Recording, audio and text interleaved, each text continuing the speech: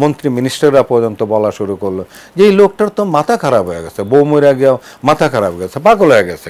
সাংবাদিকরা, রাজনীতিবিদরা অনেকে আমার বাসায় আসছে, অনেক কথাই আমাকে বলেছে।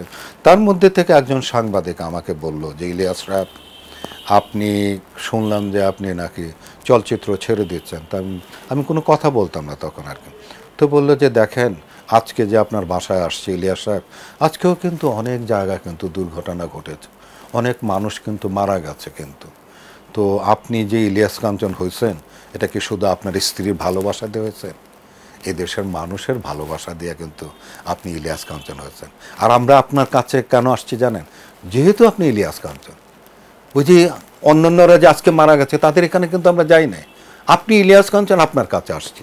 তো আপনার স্ত্রীকে কিন্তু আপনি ভালোবাসেন, আপনার স্ত্রীকে আপনি বাঁচাতে পারেন না।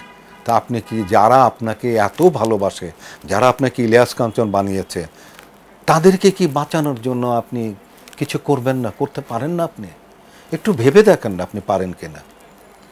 এই কথাটা আসলে আমাকে আবার নতুন করে আমার ভাবনার মধ্যে, আমি 15টা দিন আমি চিন্তা করেছি যে এটা আন্দোলনটা করলে পরে আসলে কি হবে।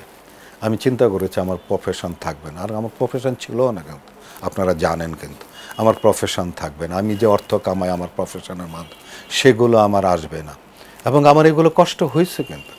তো তারপরে আমি ডিসিশন নিলাম যে হোয়াট এভার ইট ইজ, যাই হোক না কেন, কারণ ওটাকে যে আসলেই তো এই দেশের মানুষের ভালোবাসা আমি ইলিয়াস কাঞ্চন আছি। তো আমি যদি এই দেশের মানুষের উপকার করতে গিয়ে যদি আমার পপুলারিটি যদি চলে যায়, আমার প্রফেশন যদি নষ্ট হোক, মানুষ তো একদিন না একদিন তার পপুলারিটি থাকে না, কারোরই থাকে না, সকলেরই পপুলারিটি কিন্তু চলে যায়। তো আমি তখন মানে ডিসিশন নিলাম 15 দিন পরে যে হ্যাঁ, আমি আন্দোলন একটা শুরু করব, সামাজিক আন্দোলন, মানুষকে বোঝানোর চেষ্টা করব। তখন কিন্তু আমার চলচ্চিত্রের আমার প্রডিউসাররা যারা, তারা কিন্তু ওই একই আমি যা ভেবেছিলাম যে না আপনি এটা করবেন না, কারণ হলো গিয়ে যে আপনি হলেন স্টার, আপনি আকাশের তারকা, আপনি মাটিতে নেমে আসলে আপনার কিন্তু পপুলারিটি থাকবে না, আমরা আপনাদেরকে দিয়ে ছবি চালাতে পারবো না। তাই আমি অ্যাডামেন্ট ছিলাম এবং আমি আপনার অক্টোবরের আপনার না অক্টোবরের 22 তারিখে সে করেছে, আমি অক্টোবর মাসটা আমি চিন্তা করেছি, করে তারপরে আপনার ওই যে নভেম্বরের 27 তারিখে আমি একটা প্রেস কনফারেন্স করে আমি ডিক্লারেশন দিলাম যে আমি এফডিসি থেকে আমি প্রেস ক্লাব পর্যন্ত একটা পদযাত্রা করে আমি 1 তারিখ মানে আমি পদযাত্রাটা করব, এবং ওই দিন থেকেই আমার নিরাপদ সড়ক চাই আন্দোলনটা আমি শুরু করব আর কি। তো সেটাই করলাম।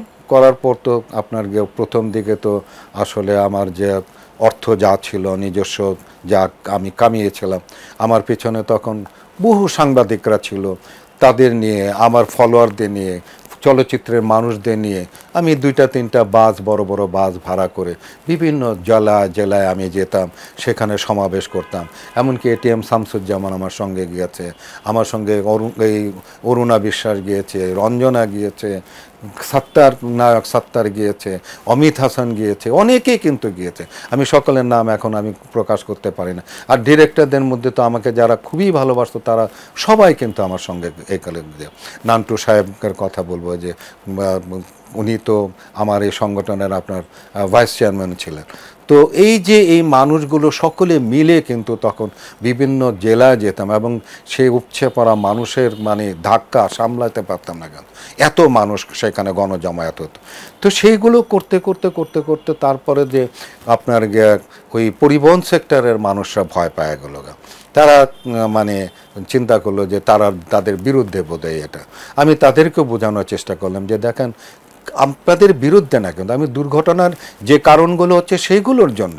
তো তারপরে আপনার এইভাবে যখন আন্দোলনটা শুরু হলো, তার মধ্যে থেকে পরিবহন সেক্টর আসলে বুঝতে চেষ্টা করলো, বিশেষ করে নেতারা যারা, কারণ নেতারা সবসময় কিন্তু এই পরিবহন সেক্টরের মানুষগুলোকে কিন্তু আপনার ওইভাবে মানে তারা বুঝুক, তারা সেইভাবে তাদের জীবনমান উন্নত হোক, দুর্ঘটনা কমুক, এটা কিন্তু এই নেতারা কোনো দিনই চায়নি।